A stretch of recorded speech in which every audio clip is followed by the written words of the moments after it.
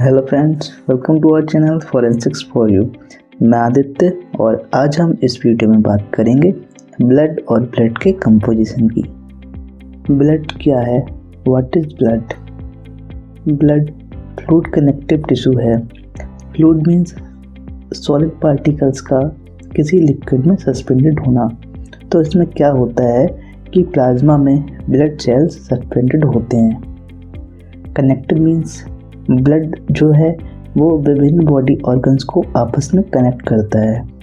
Tissue means इसमें कई प्रकार की सेल्स होती हैं जैसे आरबीसी, डब्ल्यूबीसी, इसलिए ब्लड को फ्लूइड कनेक्टिव टिश्यू कहा जाता है।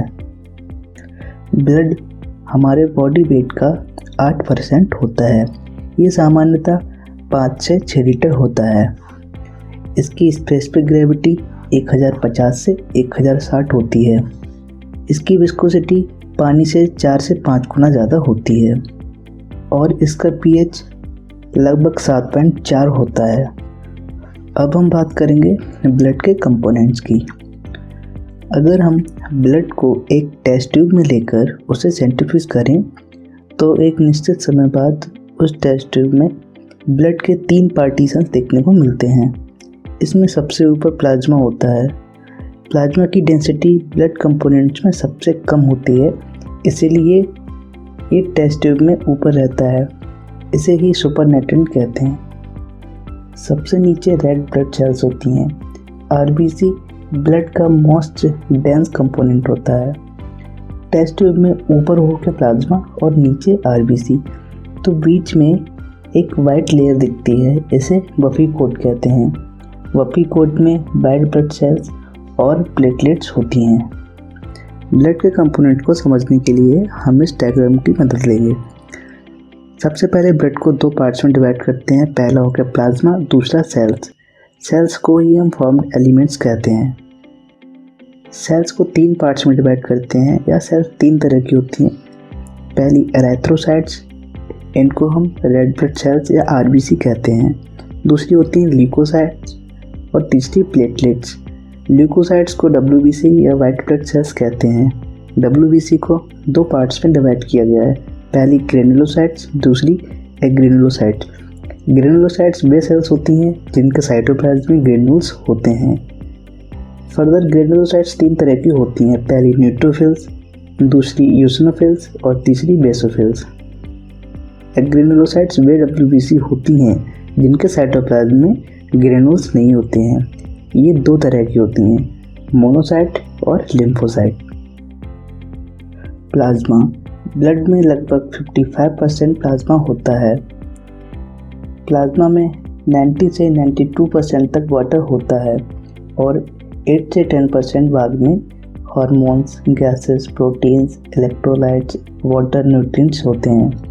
फॉर एग्जांपल हार्मोन में स्टेरॉइड्स, थायराइड, गैसेस में ऑक्सीजन, कार्बन डाइऑक्साइड, प्रोटीन्स में एल्बुमिन, ग्लोबुलिन, फिब्रिनोजन।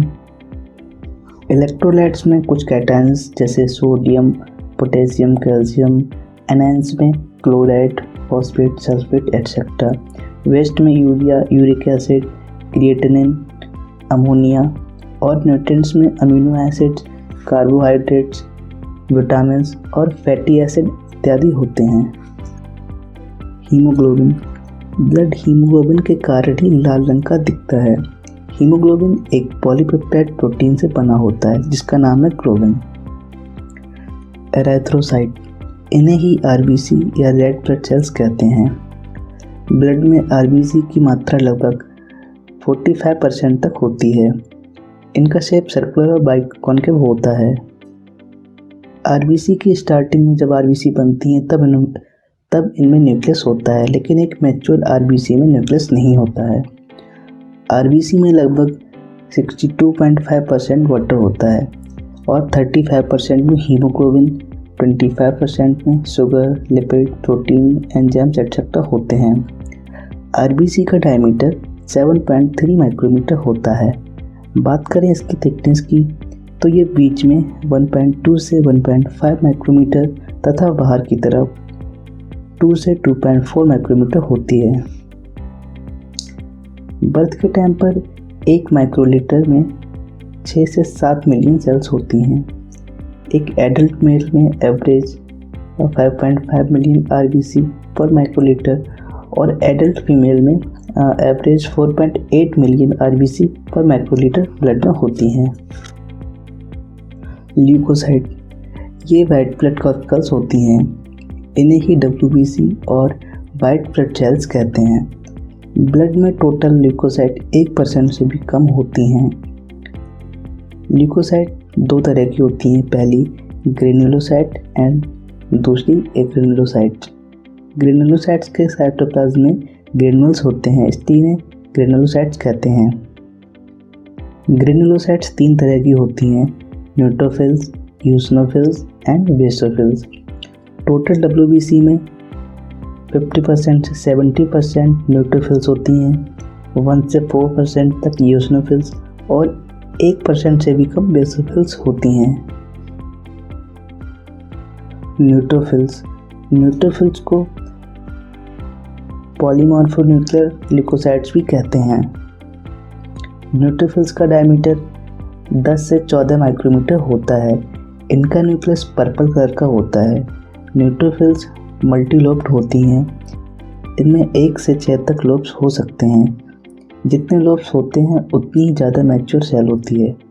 न्यूट्रोफिल्स के ग्रेन्यूल्स फाइन सैंड पार्टिकल्स की तरह होते हैं, जिन्हें पिन पॉइंट ग्रेन्यूल्स कहते हैं। ये ग्रेन्यूल्स न्यूट्रोफिल नेचर के होते हैं और सभी ग्रेन्यूल हिस्टामिन और पेरोक्सीडेज एंजाइम्स लिबरेट करते हैं।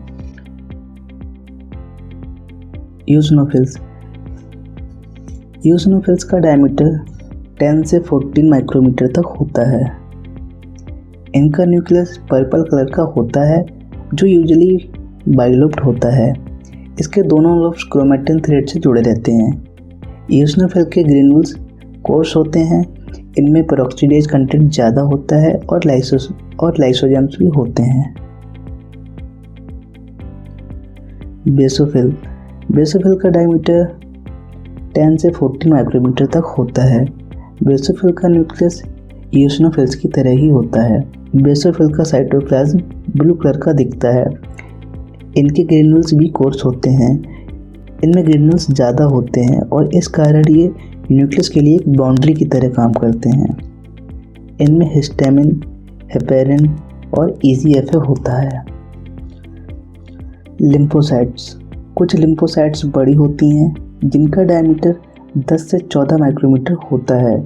कुछ लिम्फोसाइट्स छोटी होती हैं, जिनका डायमीटर 7 से 10 माइक्रोमीटर तक होता है, लेकिन दोनों तरह के ही लिम्फोसाइट का स्ट्रक्चर सेम होता है।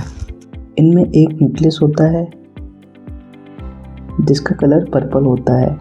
ये न्यूक्लियस राउंड, ओवल या फिर इंडेंटेड हो सकता है। लिम्फोसाइट्स का साइटोप्लाज्म पेल ब्लू कलर का होता है। मोनोसाइट सबसे बड़ी WBC होती हैं। इनका डायमीटर 10 से 18 माइक्रोमीटर तक होता है। इनका लाइफ स्पैन लगभग 3 महीने का होता है।